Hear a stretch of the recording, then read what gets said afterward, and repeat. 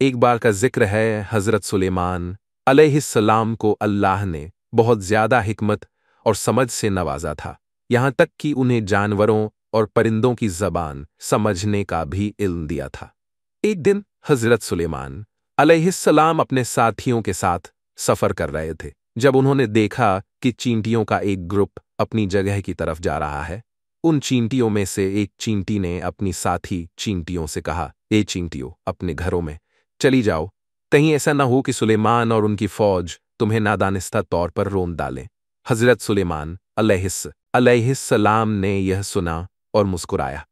उन्होंने अल्लाह का शुक्र अदा किया और कहा, ए मेरे रब, मुझे तौफीक दे कि मैं तेरी इस नेमत का शुक्र अदा कर सकूं जो तूने मुझ पर और मेरे वालिदैन पर इनाम की है, और ऐसे नेक काम कर सकूं जो तुझे पसंद आए, और अपनी रहमत से मुझे अपने नेक बंदों में शामिल किया।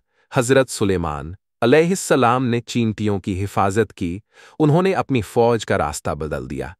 चींटियां बच गई।